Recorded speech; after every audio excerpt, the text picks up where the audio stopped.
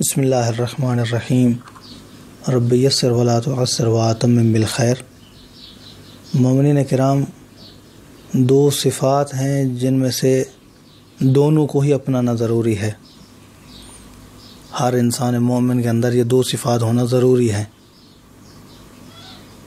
ایک ہے خوف اور ایک ہے رجا، امید۔ ایک مومن انسان کو چاہیے کہ وہ خوف بھی رکھتا ہو اور یہ کہ اس کے پاس امید بھی ہو۔ خوف اور امید دونوں ایک مومن انسان کے اندر ہونے چاہیے۔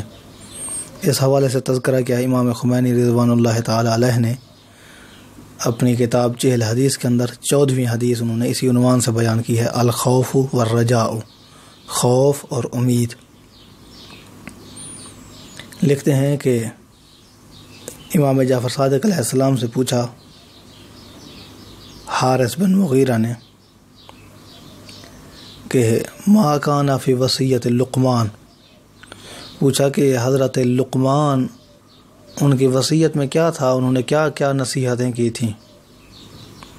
تو امام علیہ السلام نے فرمایا کان فیہا الاعاجیب، اعجب کی جمع ہے اعاجیب، کہ اس کے اندر ایک تو ہوتا ہے عجیب، اور عجیب کا افعال التفضیل ہے، بہت زیادہ عجیب اس کو کہتے ہیں اعجب، اور اس کی اگر جمع کریں تو ہو جائے گا اعاجیب۔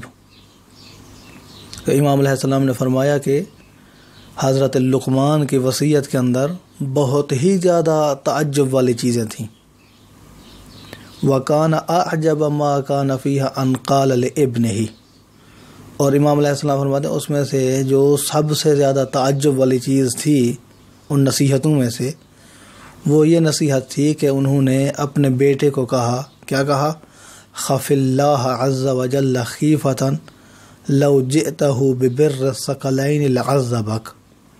اس کے اندر یہ تھا کہ اللہ سے اس قدر خوف زدہ رہو، اس قدر ڈرو کہ اگر میں ثقلین کے برابر بھی نیکیاں لے کر جاؤں گا تو اللہ کی ذات مجھے عذاب میں مبتلا کر سکتی ہے۔ یعنی کبھی بھی اپنی نیکی پر گھمنڈ مت کرنا، یہ ہمیشہ سوچتے رہنا کہ اگر مکمل زندگی عبادت میں گزار دی اور اللہ کی بارگاہ میں یہ ساری عبادات لے کر گیا تب بھی اللہ مجھے عذاب دے سکتا ہے۔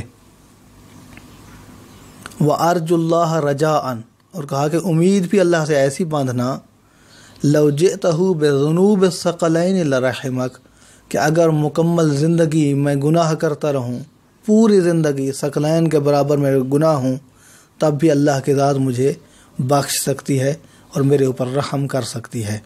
یہ عجیب تھا کہ اگر مکمل زندگی عبادت میں گزاری ہے تب خوف اتنا ہو کہ اللہ مجھے جہنم میں ڈال سکتا ہے، مکمل زندگی گناہوں میں گزاری ہے تو بھی امید اتنا ہو کہ اللہ کی ذات میرے اوپر رحم کر سکتی ہے۔ یہ ایک عجب بات تھی۔ ثم قال ابو عبداللہ علیہ السلام، پھر امام علیہ السلام نے ارشاد فرمایا کان ابی یقول، یہاں پر لفظ ہے کان ابی یقول، یعنی میرے والد گرامی ہمیشہ کہا کرتے تھے، تکرار کیا کرتے تھے، انہ لیس من عبد مؤمن الا وفی قلبہ نوران، فرمایا کہ کوئی بھی مومن بندہ ایسا نہیں ہے، کوئی بھی مومن نہیں ہو سکتا ہے بندہ جب تک کہ اس کے دل میں یہ دو نور نہ ہوں۔ ہر مومن کے دل میں یہ دو نور ہونے چاہیے۔ کون سے دو نور؟ نور و خیفتن و نور و رجائن، ایک اللہ کے خوف کا نور اور ایک اللہ سے امید کا نور۔